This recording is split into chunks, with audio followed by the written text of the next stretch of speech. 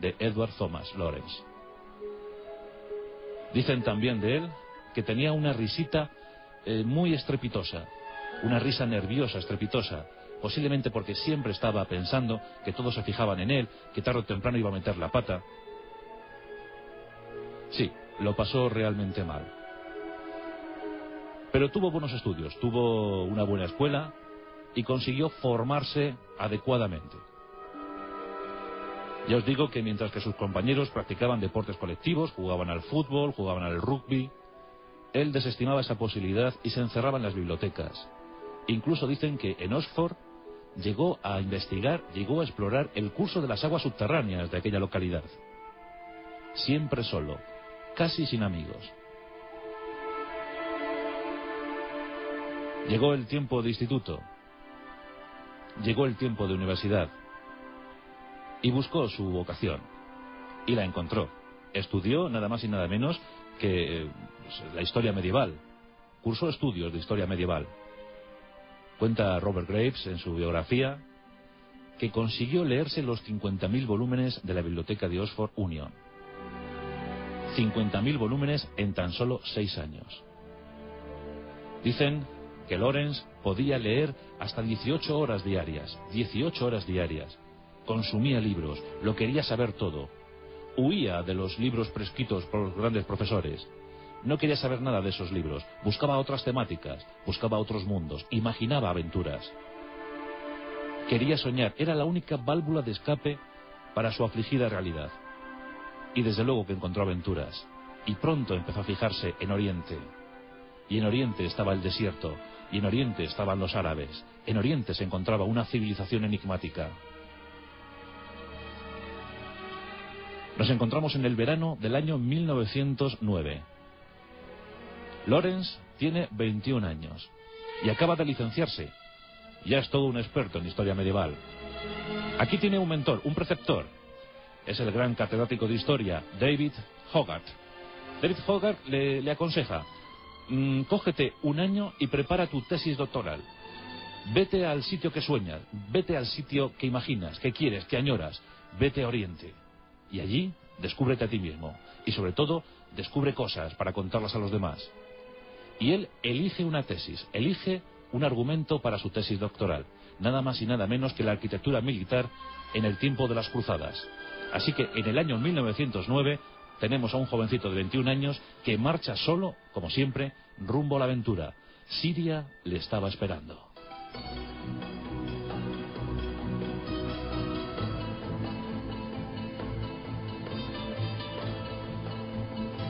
Cuando Edward llega a Siria, el impacto es brutal, el impacto es total.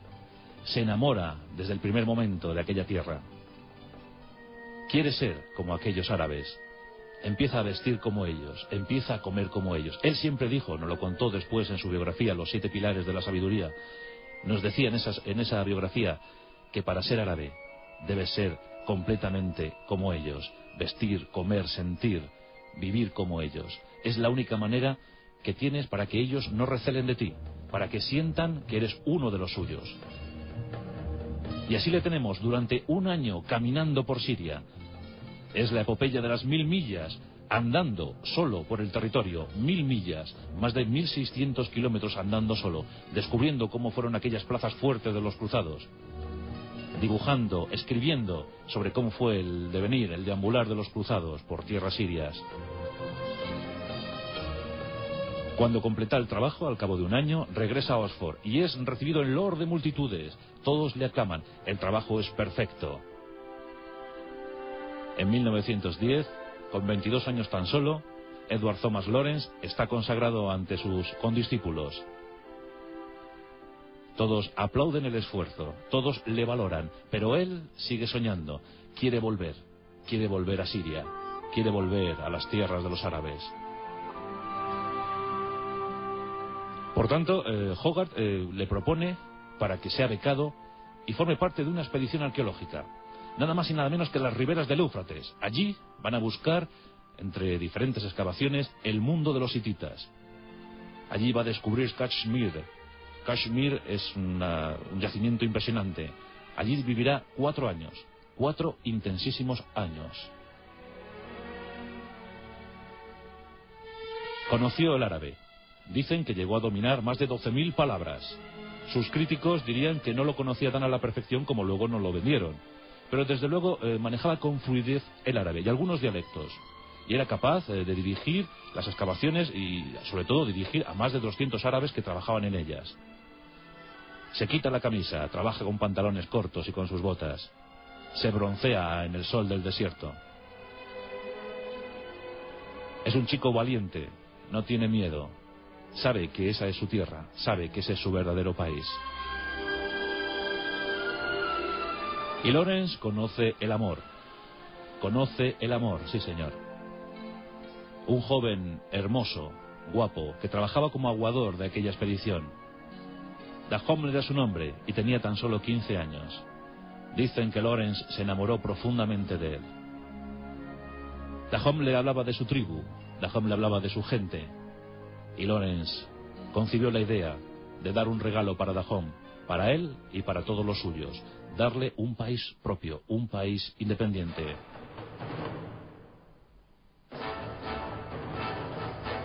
Como arqueólogo tuvo éxito, pero se empezó a aburrir, se empezó a hastiar de tanta excavación.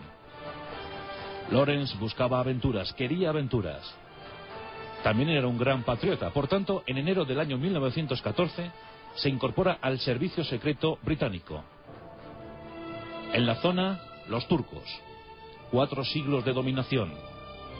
4 siglos de forma y manera inamovible. El Imperio Otomano, conocido desde el siglo XIX como el gran enfermo, como el gran hermano enfermo de Europa. Los turcos se podían consolidar como hipotético enemigo, por tanto los británicos debían saberlo todo sobre movimientos, sobre tropas, sobre cómo actuaban. Es muy curioso ver cómo se crea una pequeña expedición ficticia en la que está Lawrence y algunos oficiales británicos que como arqueólogos van a la península del Sinaí y allí con el pretexto de buscar las huellas de Moisés y del pueblo judío empiezan a investigar cómo son los movimientos de tropas turcas. Empiezan a enviar informes al Reino Unido. Trabajos brillantes y muy eficaces.